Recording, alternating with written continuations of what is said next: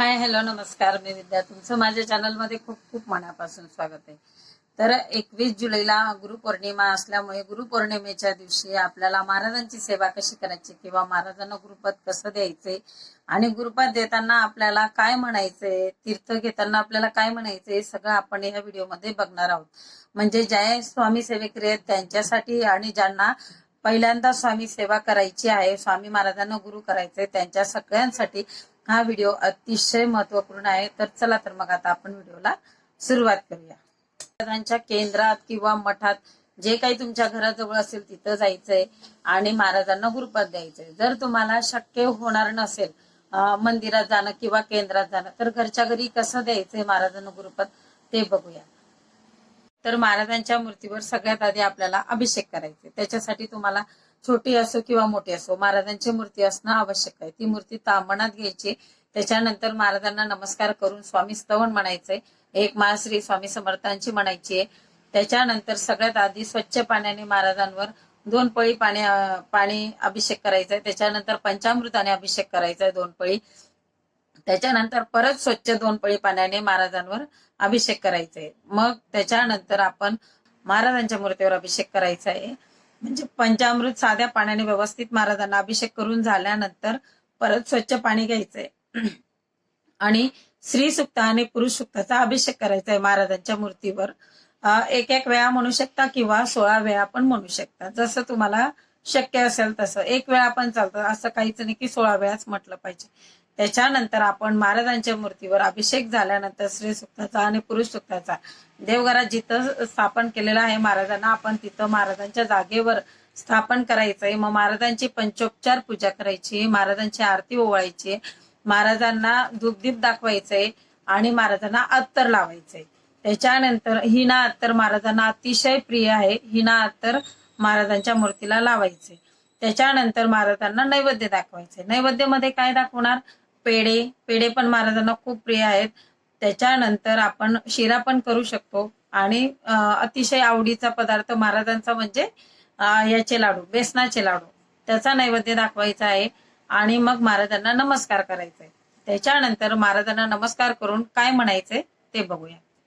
तर आधी नमस्कार करायचे महाराजांच्या फोटोसमोर आणि प्रार्थना करायची. महाराजांना गुरुपद देताना काय म्हणायचंय? हे परब्रह्म श्री स्वामी समर्थ महाराज, आपण माझे गुरु, सद्गुरु, परम गुरु आहात.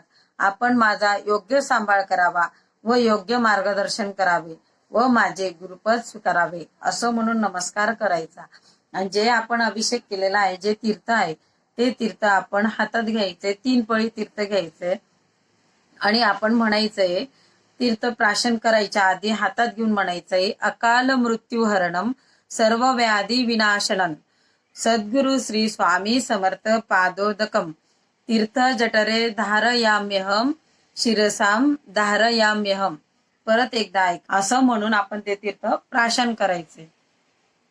आणि असं झालं म्हणजे त्याच्यानंतर आपण महाराजांना म्हणजे नारळ, खडीसाखर आणि दक्षिणा हे सगळं अर्पण करायचंय. आणि जर तुम्ही घरी मंदिरात जाणार असाल तेव्हा हे सगळं घेऊन जायचंय. आणि घरी जरी करत असाल तरी महाराजांना तुमच्या देवघरासमोर हे सगळं अर्पण करायचंय. खडीसाखर, नारळ आणि 11 रुपये किंवा तुम्हाला जेवढी दक्षिणा देऊ वाटली तेवढी तिथं ठेवायची. आणि जेव्हा तुम्ही मंदिरात किंवा केंद्रात जाणार तेव्हा ते नारळ, खडीसाखर आणि ती दक्षिणा तिथं केंद्रात किंवा मंदिरात द्यायची. तर अशा त्याच्यानंतर तुम्ही 1 माळ तरी स्वामी समर्थ महाराजांची करायची किंवा 11 माळा करायच्या. आणि आजपासून म्हणजे गुरुपौर्णिमेपासून तुम्ही सेवा रेग्युलर करायची. जर तुम्हाला रोज 11 माळा जमत असेल तर 11 माळा श्री स्वामी समर्थ मंत्र जप करा किंवा 1 माळ तरी करा, पण नामस्मरण करा. आणि 3 अध्याय स्वामी चरित्र सारामृताचे असे रोज 3 अध्याय अशा पद्धतीने 21 अध्यायाचं स्वामी चरित्र सारामृत असतं, ते तुम्ही रोज वाचायचंय. ते कसं वाचायचंय, काय वाचायचंय, त्याचा सगळा व्हिडिओ आपल्या चॅनलवर अपलोड केलेला आहे, जाऊन तुम्ही नक्की चेक करा. आणि हे सगळं झाल्यानंतर तुम्ही सेवेला सुरुवात करा. त्याच्यानंतर आपली जी वागणूक आहे ती भूषणावं असली पाहिजे, हे महत्वाचं आहे. आणि एकदा तुम्ही ह्या गुरुपौर्णिमेला तुम्ही सेवा करून बघा, महाराजांना गुरुपद द्या. आणि त्याच्यानंतर तुमचं 1 वर्षानंतर पुढच्या गुरुपौर्णिमेपर्यंत तुम्ही बघा की तुमच्या जीवनात स्वामी महाराज यायच्या आधीचं तुमचं आयुष्य कसं होतं आणि महाराज तुमच्या आयुष्यात आल्यानंतर कसं झालं हे तुमच्या पण लक्षात येईल.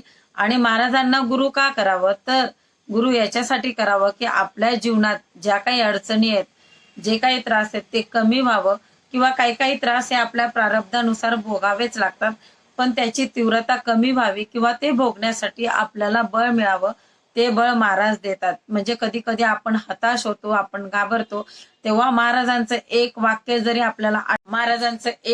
जर आठवलं तुम्हाला, ते खूप महत्वाचं आहे. ते वाक्य, भिवू नकोस मी तुझ्या पाठीशी आहे. त्या एका वाक्याने तुम्हाला इतकं आत्मिक बळ मिळेल, तर तुमचं जे काही प्रारब्ध आहे ते पण भोगून संपून पण जाईल. कारण प्रारब्ध हे कधीच म्हणजे असंच जात नाही, ते भोगावंच लागतं. मग ते भोगून संपून गेल्यानंतर तुम्हाला चांगले दिवस येतील. त्यासाठी तुम्ही महाराजांच्या सेवेत या आणि स्वामी समर्थ महाराजांना गुरु करून तुमच्या आयुष्याचं कल्याण करून घ्या. बऱ्याच मैत्रिणींचं म्हणणं असेल किंवा प्रश्न पडला असेल की आम्ही आधी गुरु केलाय, तर महाराजांना गुरु केलं तर चालेल का, परत स्वामी समर्थ महाराजांना गुरु केलं तर चालेल का? तर हो, नक्की चालेल. कारण साक्षात श्री गुरुदेव दत्तांनी 24 गुरु केलेले, तर आपल्याला काय हरकत आहे महाराजांना गुरुपद द्यायला आणि आपलं आयुष्य सुंदर करून घ्यायला. आजचा हा गुरुपौर्णिमेचा व्हिडिओ तुम्हाला कसा वाटला? आवडला असेल तर लाईक करा, शेअर करा, सबस्क्राईब करा. पुन्हा एकदा सगळ्यांना गुरुपौर्णिमेच्या खूप खूप शुभेच्छा. श्री स्वामी समर्थ. धन्यवाद.